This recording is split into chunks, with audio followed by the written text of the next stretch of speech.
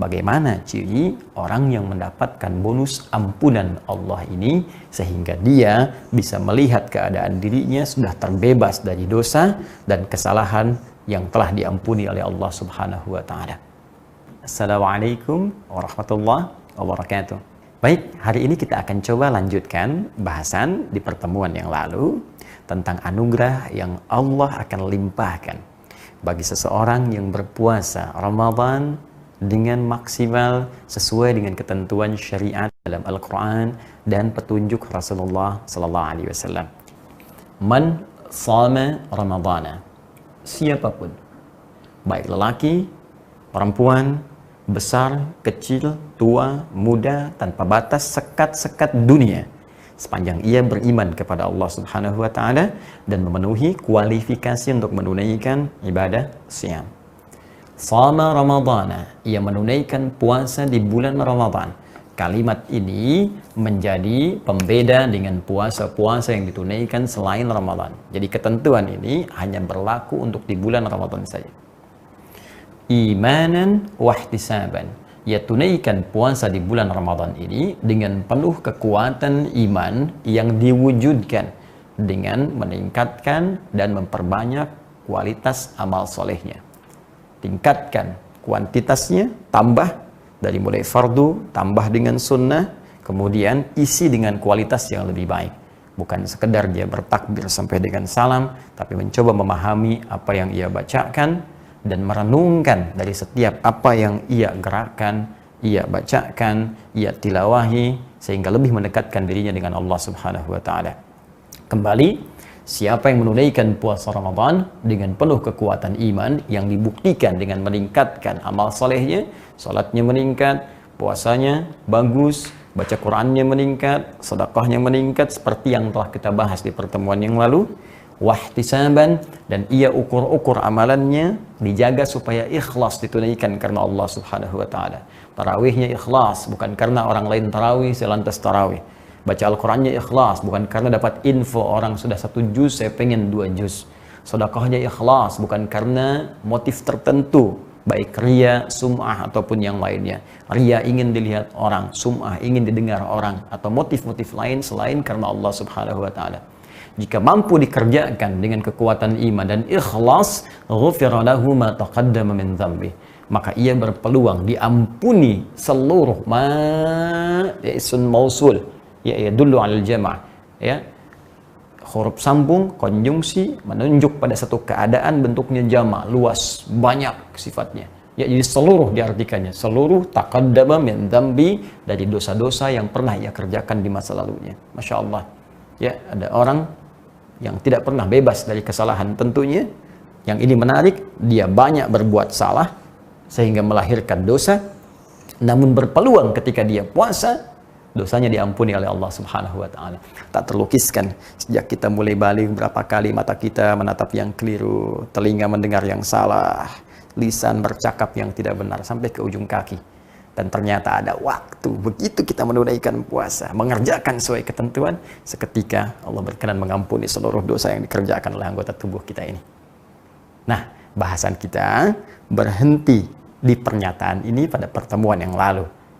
Sekarang kita akan masuk kepada detail selanjutnya, bagaimana ciri orang yang mendapatkan bonus ampunan Allah ini sehingga dia bisa melihat keadaan dirinya sudah terbebas dari dosa dan kesalahan yang telah diampuni oleh Allah Subhanahu wa taala. Baik, inilah inti pembahasan kita dalam kultum kali ini. Secara singkat kita akan tanyakan, ya Allah, kalau saya ingin mengetahui apakah dosa saya telah diampuni, puasa saya diterima, kesalahan saya dihapuskan, bagaimana cara mengukurnya? Baik, pemirsa, mari kita lihat pelan-pelan. Kalau kita kembali kepada ketentuan Al-Quran, orang-orang yang diampuni dosanya, maka disifati oleh Al-Quran dengan kalimat yang singkat tapi padat. Itu taba, ya, taba yatubu taubatan. Taba, ini kata kerjanya, yatubu taubatan, taubat, ya, ini sifatnya, dan sudah diserap ke dalam bahasa Indonesia dengan nama taubat. secara sederhana, taubat itu kembali. Ya, saya ulang, taubat itu kembali. Jadi, kalau saya ilustrasikan begini, ketika Anda berjalan ke satu tujuan misalnya, ya, mohon maaf, Anda akan ke Bandung misalnya, ya, posisi dari Jakarta. Saya dari Jakarta akan ke Bandung. Harusnya jalan yang ditempuh ini. Tapi tiba kemudian, ya salah jalan. Nah, maka jika ia ingin menuju tempat yang benar, tujuan yang telah ditetapkan, secara gampangnya, ia mesti kembali ke jalan yang benar. Ya, jalan yang lurus tadi, yang telah ditunjukkan, maka ketika kembali ke jalan yang benar ini akan mudah ia mencapai tujuannya. Nah, dalam bahasa Arab, ketika seseorang kembali menuju hal yang benar, bukan sekedar kembali. Ya, karena kembali bahasa Arabnya banyak. Ada itu kembali, raja itu pulang, balik. Tapi taba khusus kembali untuk menuju jalan yang benar, yang mengarahkan kepada nilai-nilai kebaikan. Maka ketika Anda kembali untuk menuju jalan yang benar dan diikuti petunjuk dengan benar, maka itu yang disebut dengan taubat. Pekerjaannya disebut dengan taba, yatubu, ya sifatnya disebut dengan taubat. Ada orang yang diminta oleh Allah berbuat soleh. Soleh kamu ya, soleh. Soleh, berbuat hal kebaikan yang dibenarkan oleh Allah Subhanahu wa Ta'ala. Telinga soleh, dengar yang baik-baik. Lisan soleh, berkata yang baik-baik. Pandangan soleh, menatap yang baik-baik. Ternyata pandangan ini pernah salah lihat. Pendengaran pernah keliru mendengar. Lisan pernah salah bertutur.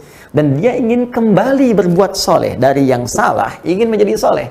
Maka bagaimana caranya? Ya, maka kata Allah sederhana, balikan. Kembalikan fungsinya dari yang salah, tinggalkan yang salahnya, balikan kepada yang solehnya.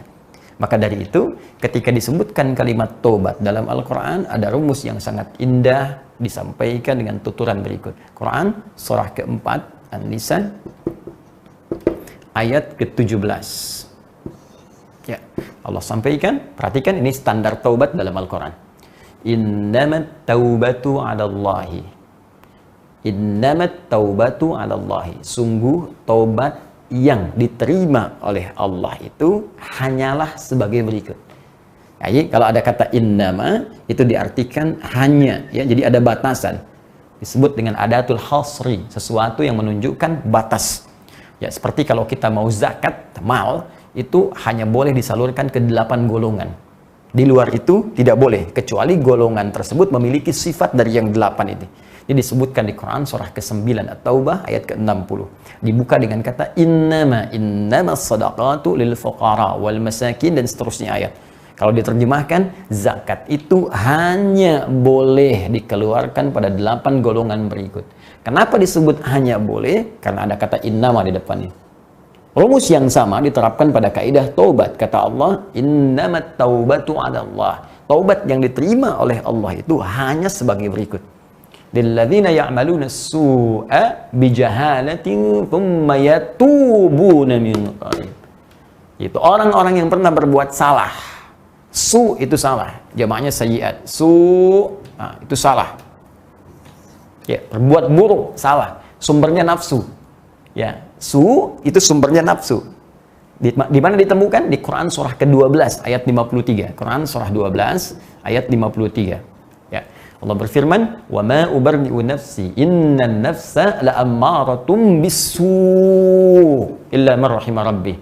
Ya, dan kita, kata Allah, manusia itu, kata Allah, tidak bisa menganggap dirinya suci. Kata Nabi Yusuf alaihissalam, aku tak bisa menilai diriku suci karena ada nilai kemanusiaan. Hanya ya kasih Allah yang menjadikan setiap nabi dan rasul itu maksum, dijaga dari salah. Cuma kalau manusia biasa nggak punya sifat maksum, pasti salah. Kenapa? Karena ada nafsu dalam dirinya. Ya, innan nafsa la'ammaratun bis-su. Sungguh nafsu itu senantiasa mengarahkan pada keburukan, sesuatu yang salah. Jadi su sumbernya nafsu, dan nafsu cenderung kemudian membimbing organ tubuh untuk berbuat salah. Di Quran surah ke-4 ayat 17 kata Allah, kalau ada orang pernah berbuat salah su karena dorongan nafsunya, maka jalannya segera dia kembali. Tsumma yatubuna min qarib. Segera tobat. Jadi taubat itu harus disegerakan. Taubat itu jangan ditunda.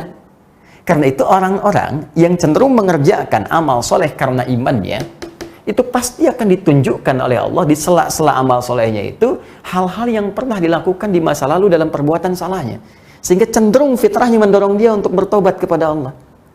Di orang-orang yang diterima oleh Allah Subhanahu wa taala amal solehnya dan digugurkan dosa-dosanya, yaitu orang yang saat beramal soleh itu dia merasakan kenikmatan salatnya, kenikmatan baca Qur'annya, tak sadar dia teringat dengan dosa-dosanya, lantas dia meneteskan di air matanya, ya Allah, saya pernah berbuat salah, kemana aja saya selama ini jarang menikmati bacaan Al-Quran, kemana aja saya selama ini meninggalkan sholat padahal bisa saya kerjakan sampai dengan di malam hari, kemana aja saya selama ini, ya Allah, engkau titipkan saya harta yang cukup banyak tapi enggan untuk bersedekah, sementara semua ini akan dihisab.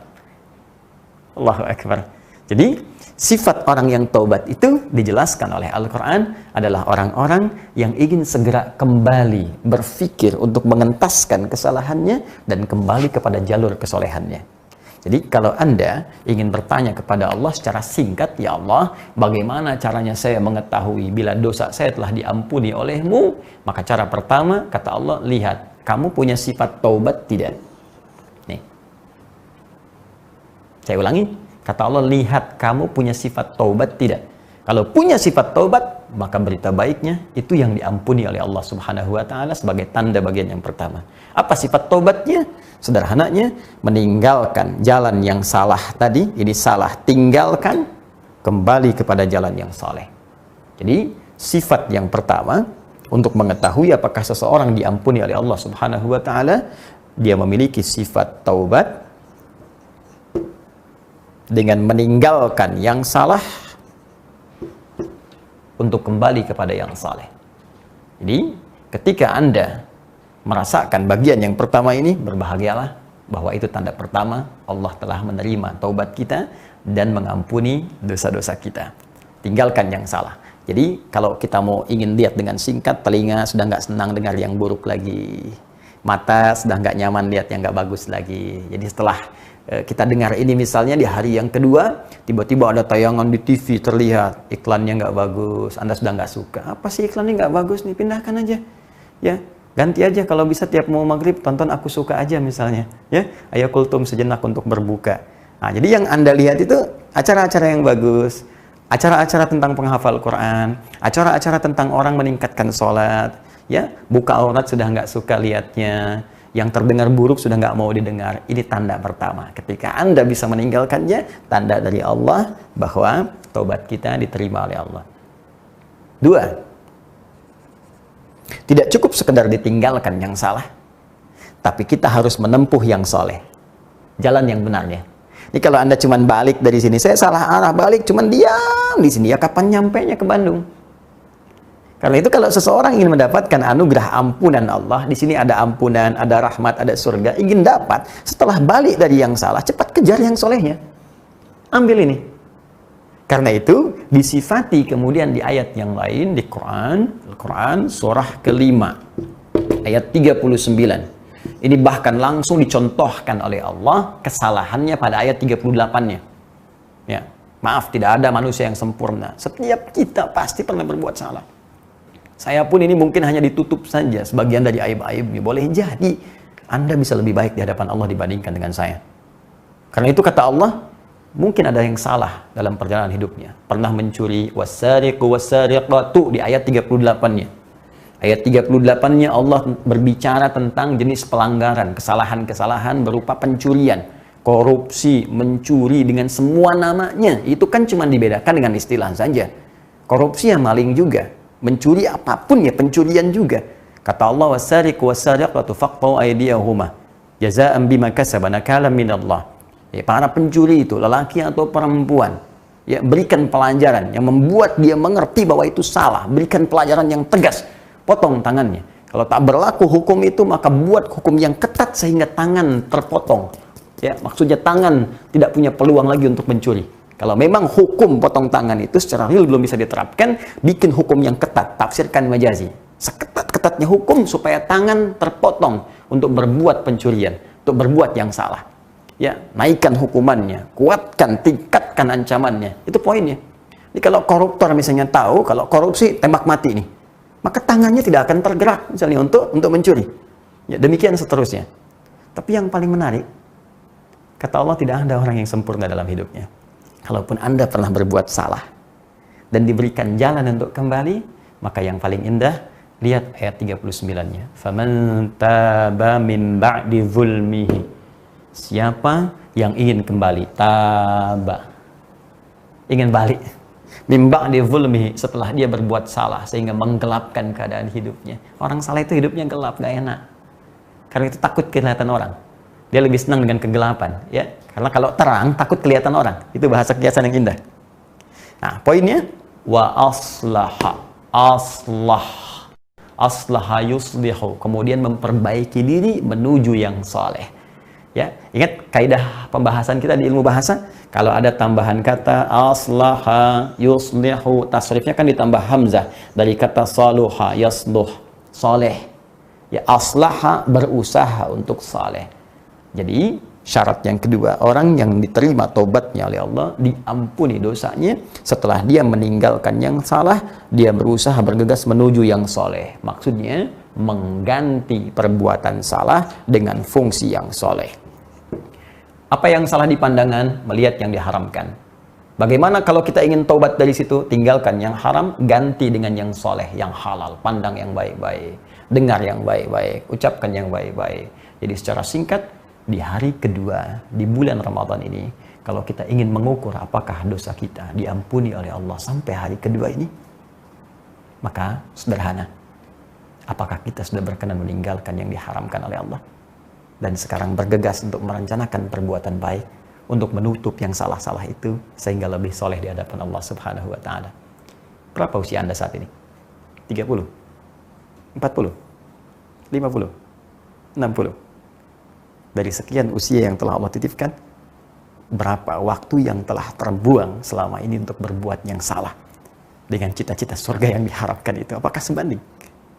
Jika Anda menyadari bahwa yang dulu sudah banyak yang salah, maka setidaknya yang tersisa kita gunakan untuk membentuk yang saleh. Tutup yang salah, jadikan masa lalu sebagai pelajaran untuk memulai hidup baru yang lebih baik.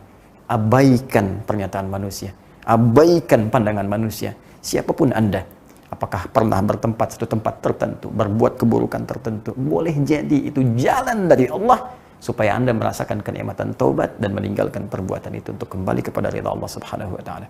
Jika Anda tak mampu berlomba dengan orang soleh meningkatkan ketaatan, setidaknya berlomba dengan para pendosa untuk bertobat di hadapan Allah Subhanahu wa Ta'ala. Nah, saudara-saudariku, ini jawaban dari pertemuan yang lalu. Semoga amalan kita diterima oleh Allah Subhanahu wa Ta'ala. Semoga dosa kita diampuni oleh Allah Subhanahu wa Ta'ala. Dan semoga seperti namanya, Ramadan memberikan hikmah di balik penamaan ini, yang memberikan tanda bahwa dosa-dosa kita sudah hilang saat kita menunaikan ibadah puasa. Pertanyaannya, apa sebetulnya makna Ramadan itu? Apa kaitannya dengan pengguguran dosa? Kita akan lihat dalam pertemuan yang berikutnya.